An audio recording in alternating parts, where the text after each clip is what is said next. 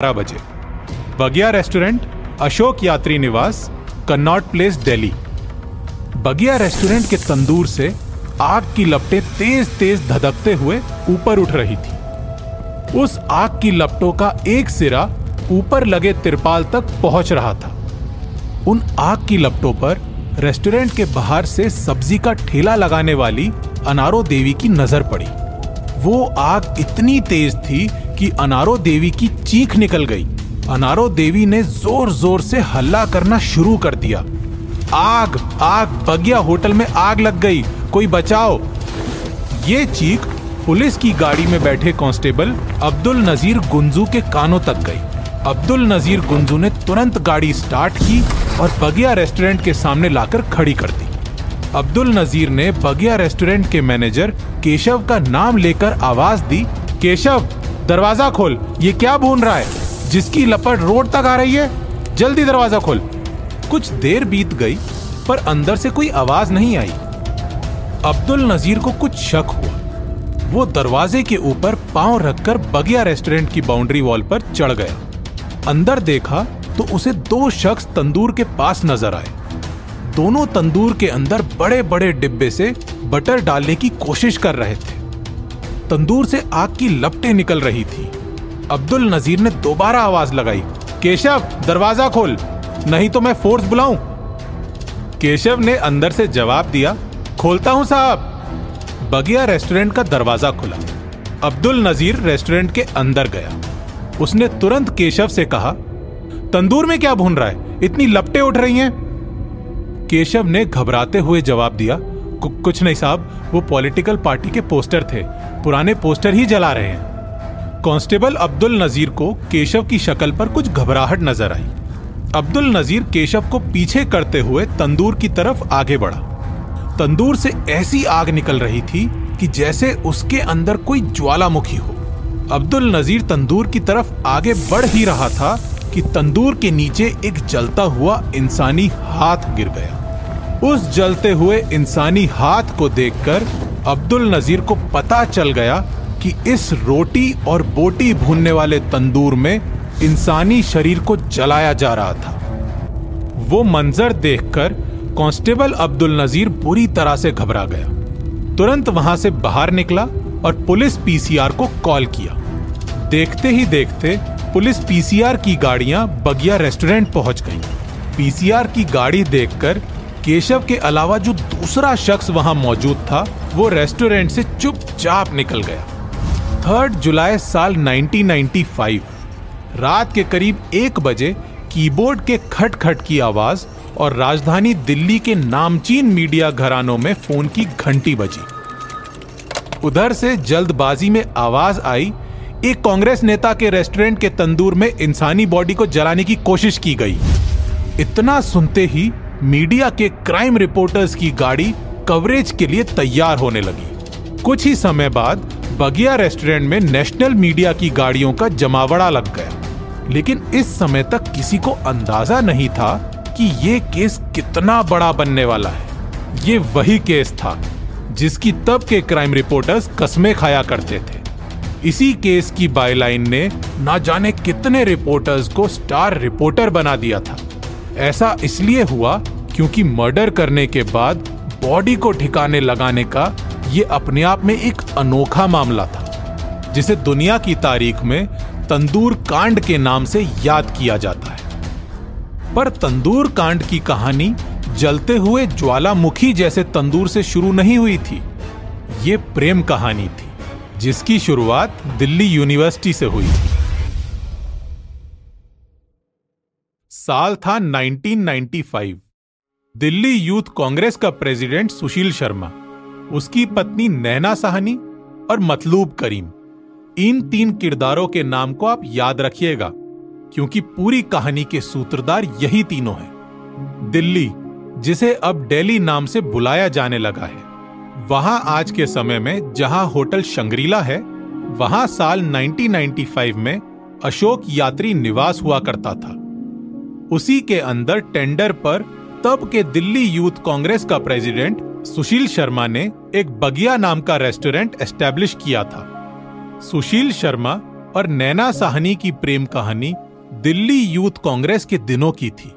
दरअसल बात कुछ ऐसी थी कि सुशील, नैना और मतलूब करीम जाकिर हुसैन कॉलेज के दिनों से ही the national students union of India Congress party के स्टूडेंट ब्रांच का हिस्सा बन गए और बाद में इन्होंने यूथ कांग्रेस को ज्वाइन किया, जहां सुशील धीरे धीरे प्रेसिडेंट बना और नैना और मतलूब भी कार्यकर्ता के तौर पर काम करते रहे।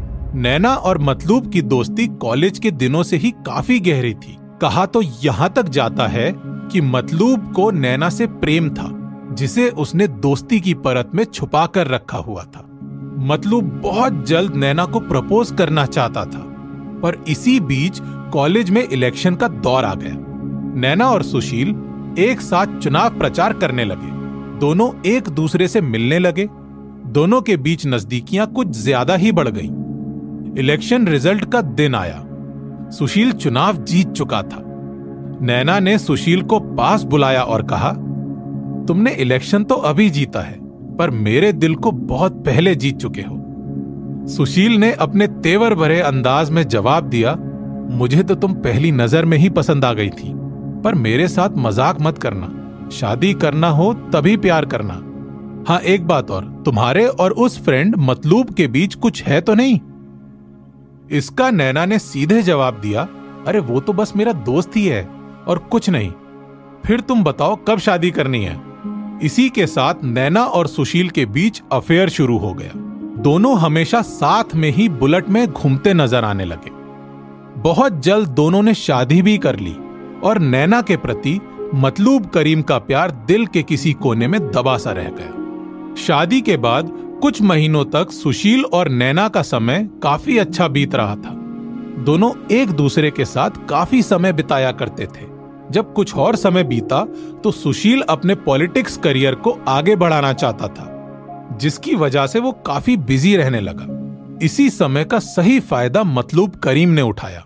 उसकी नैना की जिंदगी में फिर से एंट्री हुई। नैना और मतलूब के बीच की दोस्ती बढ़ती जा रही थी। एक दिन अचानक मतलूब ने नैना से कहा, नैना, ब्यूटी विद ब्रेन का कॉम्बिनेशन है तुम्हारे पास, इसलिए तुम्हें फिर से यूथ कांग्रेस की तरफ लौटना चाहिए। तुम्हारे अंदर काबिलियत है। नैना ने उस समय तो मतलूब की बात को अनसुना कर दिया, पर वो समय भी जल्दी आ गया जब मतलूब के कहने पर नैना भी यूथ कांग्रेस में एक्टिव पार्टिसिपेशन दिखाने लगी। हालांकि नैना और मतलूब करीम की दोस्ती के बारे में सुशील शर्मा को भी अच्छे से पता था, पर शादी के बाद मतलूब का नैना की जिंदगी में दखल देना सुशील शर्मा को रास नहीं आ रहा था। उसे ऐसा लगने लगा था कि नैना की जिंदगी में मतलूब कुछ ज्यादा ही इंटरेस्ट दिखा रहा है। धीरे धीरे समय आगे बढ़ा और सुशील का शक सही साबित होने लगा, क्योंकि मतलूब करीम और नैना की दोस्ती पहले से ज्यादा गहरी होती जा रही थी। दोनों अधिकतर साथ में ही नजर आया करते थे। कई बार सुशील ने नैना और मतलूब को एक दूसरे से फ्लर्ट करते हुए भी देखा था। मतलूब और नैना की दोस्ती अब उस मुकाम पर आ गई थी कि सुशील के मन में शक का बीज और ज्यादा गहरा होने लगा था। कुछ समय और गुजरता गया। सुशील को यह दिखने लगा कि नैना और मतलूब काफी समय साथ में गुजारने लगे हैं। वो दोनों साथ में पार्टी भी करते थे और शराब भी पीते थे। कई बार तो सुशील ने दोनों को एक दूसरे को गले लगाते भी देखा था। ये सब देखकर सुशील के मन का शक पक्का हो गया कि उसकी पत्नी नैना साहनी का अपने दोस्त मतलूब करीम के साथ अवैध संबंध है। साथ ही सुशील शर्मा का दिन अब इसी ओवर थिंकिंग में गुजरता था कि मतलूब और नैना साथ में क्या कर रहे होंगे। उसके मन में ये बात घर कर गई थी कि मतलूब और नैना साथ में बिस्तर शेयर करते हैं। तारीख आई 2 जुलाई 1995। दिल्ली के गोल मार्केट का सरकारी बंगला 8x2A। रात के करीब 8:30 बजे सुशील घर का दरवाजा खोलकर अंदर आया और अंदर आते ही उसकी नजर अपनी पत्नी नैना पर पड़ी। तब नैना किसी से फोन पर हंस हंस कर बातें कर रही थी। नैना कॉल पर कह रही थी, तुमसे मिलकर सुकून मिलता है। लेकिन तभी सुशील की आहट सुनते ही नैना ने फोन काट दिया। सुशील ने तुरंत सवाल किया, नैना तुम किससे बात कर रही थी? नैना ने झूठ बोल दिया किसी से नहीं यार, रॉन्ग नंबर था। तुम क्यों मेरे कॉल को सुनते रहते हो? ये बोलकर नैना किचन की तरफ चली गई। नैना के हाव भाव से सुशील को शक हुआ। अपने शक को पुख्ता करने के लिए सुशील ने लैंडलाइन फोन पर रीडायल बटन दबा दिया। उधर कॉल की घंटी गई और फोन मतलूब करीम ने उठाया। सुशील का शक सही निकला। उस रॉन्ग नंबर का पता नैना साहनी के करीबी दोस्त मतलूब करीम का घर था। अब सुशील के दिमाग में यह बात बैठ गई थी कि उसकी पत्नी का अफेयर मतलूब करीम से चल रहा था और उसकी गैर हाजिरी में नैना और मतलूब फोन में घंटों बात करते थे। सुशील शर्मा सीधे नैना साहनी के पास गया और उस पर इल्जाम लगाते हुए कहता है, तुम मुझसे झूठ बोलती हो। तुम और मतलूब केवल दोस्त नहीं बल्कि तुम दोनों का अवैध संबंध है। तुम मेरे पीठ पीछे क्या करती हो सब मालूम है मुझे कई लोगों ने कहा है कि तुम्हारी पत्नी और मतलूब अय्याशी कर रहे हैं। सच क्या है नैना, तुम मुझे बताओ। नैना ने जवाब दिया, हाँ कर रहे हैं अय्याशी, बताओ क्या करोगे? तुम जो खुशी मुझे नहीं दे सकते वो मुझे मतलूब से मिलती है। एक सच सुनना चाहोगे? वो ये है कि तुम अच्छे पति कभी बन ही नहीं सकते हो। दोनों की बहस बढ़ती गई। सुशील शर्मा का गुस्सा तेज हो गया और उसने अपनी लाइसेंस वाली पिस्तौल सीधे नैना साहनी के ऊपर तान दी। नैना को लगा कि ये गोली नहीं चला सकता। उसने कहा, हिम्मत है तो चलाओ गोली। और फिर 2 जुलाई 1995 की रात करीब 9 बजे सरकारी क्वार्टर 8/2A से 3 गोली चलने की आवाज आई। ये गोली सुशील शर्मा ने अपनी पत्नी नैना साहनी के ऊपर चलाई थी। पहली गोली कमरे की छत पर लगी, दूसरी नैना साहनी की गर्दन पर और तीसरी गोली नैना साहनी के सर पर, जिससे मौकाए वारदात पर ही नैना की मौत हो गई। नैना के गिरने के बाद सुशील भी वहीं बेसुध होकर बैठ गया। जिस खूबसूरत प्रेम कहानी की शुरुआत कॉलेज के दिनों में हुई थी, उसका अंत 3 गोलियों से हो चुका था। हालांकि नैना की मौत के कुछ समय बाद जब सुशील को एहसास हुआ कि उसने गुस्से में अपनी ही पत्नी का मर्डर कर दिया तो उसे पछतावा हुआ, पर अब वो कुछ कर नहीं सकता था। उसने अपने दिमाग को शांत करने की कोशिश की और एक बड़े पॉलिथीन का इंतजाम किया। कुछ घंटे बाद फ्लैट का दरवाजा दोबारा खुला। पिछली बार जब खुला था तो सुशील शर्मा अंदर आ रहा था। अब सुशील बड़ी सी पॉलिथीन को खींचता हुआ फ्लैट से बाहर निकल रहा था। सुशील ने पार्किंग में खड़ी अपनी कार की डिक्की खोली और उसमें पॉलिथीन को डालकर कार को तेज रफ्तार से लेकर निकल गया। रात के करीब 10 बजे ITO पुल दिल्ली। सुशील तेज रफ्तार से कार को लेकर ITO पुल पहुंच गया। शायद उसे किसी खास मौके की तलाश थी, पर भीड़ भाड़ होने की वजह से उसे वो मौका मिल नहीं पाया। दरअसल सुशील कार की डिक्की में रखी नैना की लाश को यमुना नदी में फेंकना चाहता था। इसलिए वो अपनी कार से पुल के कई चक्कर लगा रहा था, लेकिन कई चक्कर लगाने के बाद भी उसे सही मौका नहीं मिल पाया। अचानक उसके दिमाग में एक और आइडिया आया। अब उसने अपनी कार का रुख कनॉट प्लेस की तरफ मोड़ दिया। रात के करीब 10:45 हो चुके थे। तेज रफ्तार कार हवा से बातें करते हुए अशोका यात्री निवास के अंदर बगिया रेस्टोरेंट के पास जाकर रुकी। रेस्टोरेंट में इस वक्त भी लोग बैठकर डिनर कर रहे थे। कार से यूथ कांग्रेस प्रेसिडेंट सुशील शर्मा निकला और अपने मैनेजर का नाम लेकर जोर से आवाज लगाई, केशव इधर आ। केशव ही वो शख्स था जिसे सुशील शर्मा का विश्वास पात्र भी कहा जाता था। सुशील ने केशव से कहा, तुरंत इस रेस्टोरेंट को आज के लिए बंद कर दो। सभी से कह दो कि खाना खत्म हो गया है। केशव को हैरानी हुई, पर वो मालिक के सामने कुछ बोल नहीं पाया। उसने बस इतना बोला, मालिक, जो लोग अभी खा रहे हैं उनको खाने देते हैं। इसके जवाब में सुशील शर्मा ने भी कहा, हाँ, बाकी सभी के लिए खाना बंद कर दो।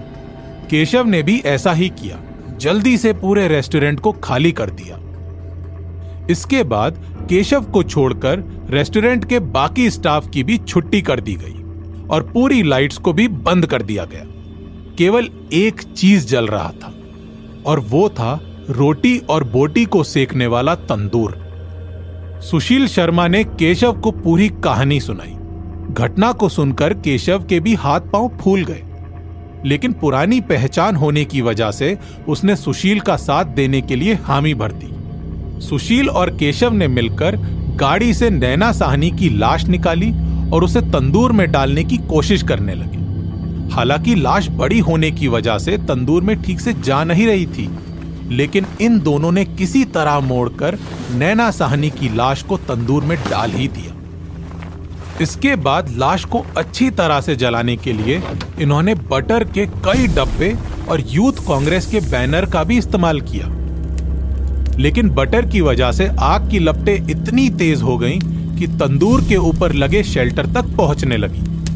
धीरे धीरे वो आग इतनी तेज हो गई कि रेस्टोरेंट के बाउंड्री के बाहर से भी किसी की भी नजर उसमें पड़ सकती थी। हुआ भी कुछ ऐसा ही।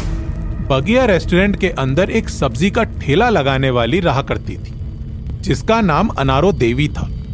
उसने जब आग की ज्वाला को देखा तो वो घबरा गई और चिल्लाने लगी, आग आग, देखो आग लग गई। इसके बाद का क्राइम सीन आपको एपिसोड के शुरू में ही बता दिया गया है। कांस्टेबल अब्दुल नजीर गुंजू के आने के बाद जो शख्स तंदूर के पास से फरार हुआ था वो सुशील शर्मा ही था। 3 जुलाई 1995 की रात देश के सभी लीडिंग मीडिया हाउस के जर्नलिस्ट बगिया रेस्टोरेंट पहुंच चुके थे। तंदूर में लगी आग को बुझा दिया गया था और मीडिया के जरिए दुनिया के सामने आई थी शक और वहशीपन की रोंगटे खड़े कर देने वाली दास्तान तंदूर कांड। मीडिया के जरिए ही ये खबर दिल्ली यूथ कांग्रेस के नेता मतलूब करीम को मिली। वही मतलूब जिसकी दोस्ती ने एक घर को बर्बाद कर दिया। मतलूब करीम ही वो पहला शख्स था जिसने दुनिया को पहली बार बताया कि तंदूर में भूनी गई लाश नैना साहनी की है। वही नैना साहनी जो यूथ कांग्रेस के प्रेसिडेंट सुशील शर्मा की पत्नी है। इसकी पहचान उसने उंगलियों में पहनाई गई अंगूठी से की। उसका दावा था कि ये अंगूठी उसी ने नैना को उसके बर्थडे की रात पहनाई थी और उसके बाद दोनों के बीच का प्यार और भी ज्यादा गहरा हो गया था। इसी के साथ मतलूब करीम ने पुलिस के सामने शक जताया कि नैना की हत्या किसी और ने नहीं बल्कि उसके पति सुशील शर्मा ने ही की है। हालांकि पुलिस लॉकअप में थोड़ी सी खातिरदारी के बाद केशव ने भी पुलिस को सब कुछ बता दिया। साहब ने ही लाश तंदूर में जलाने को कहा था, लेकिन मर्डर किसने किया मुझे नहीं मालूम। अब पुलिस के सामने सवाल था कि आखिर सुशील शर्मा कहां गया। फिर पुलिस को उनके खबरियों से पता चला कि सुशील शर्मा भागकर बेंगलोर पहुंच गया है। वहां उसने अपने लुक को भी पूरी तरह से बदल लिया था। साथ ही साथ बेंगलोर की एक कोर्ट में एंटीसिपेटरी बेल के लिए एप्लीकेशन देने वाला था कि मुझे किसी झूठे केस में फंसाया जा सकता है। तारीख आई 10 जुलाई। इसी दिन दिल्ली पुलिस ने बेंगलोर पहुंचकर सुशील शर्मा को गिरफ्तार कर लिया और दिल्ली लाने के बाद सुशील शर्मा ने कबूल किया कि उसे अपनी पत्नी के ऊपर शक था कि उसका अफेयर मतलूब करीम से चल रहा था। दोनों के बीच सेक्सुअल रिलेशन थे। इसी गुस्से में उससे गोली चल गई। क्राइम की दुनिया को कवर करने वाले बताते हैं कि देश ही क्या पूरी दुनिया में भी मर्डर के बाद लाश को ठिकाने लगाने की ऐसी मिसाल कम ही देखने को मिलती है। इसीलिए 7 नवंबर 2003 को लोअर कोर्ट ने इस केस को रेयरेस्ट ऑफ रेयर के दायरे में रखते हुए सजाए मौत का ऐलान किया। हालांकि 10 साल बाद देश की सर्वोच्च अदालत ने फांसी की सजा को बदलकर उम्र कैद में तब्दील कर दिया। 2 साल के बाद यानी 2015 में सुशील शर्मा ने पैरोल के लिए अपील की और उसकी तरफ से दलील दी गई। उसने उम्र कैद से ज्यादा की सजा जेल में काट ली है। इसके बाद बिना किसी शर्त के उसे पैरोल पर रिहा कर दिया गया। साल 1995 में वो अरेस्ट हुआ था और साल 2015 में पैरोल के माध्यम से उसे रिहाई मिल गई थी। आज भी सुशील शर्मा नए नाम नई पहचान के साथ कहीं इसी देश के कोने में अपनी बची हुई जिंदगी गुजार रहा है। अगर आज भी किसी को भनक लग जाए कि उसके बगल में बैठा या चल रहा इंसान तंदूर कांड वाला सुशील शर्मा है तो उसकी रूह कांप जाएगी। तंदूर कांड जिसने दुनिया को डरने में मजबूर कर दिया था। एक ऐसा कांड जिसने इश्क और शक के बीच की महीन रेखा को समझाने का काम किया कि कैसे एक छोटा सा शक कई जिंदगियों को पूरी तरह से खत्म कर सकता है। ऐसी ही और रियल मर्डर मिस्ट्रीज के लिए सुनते रहिए अपराध।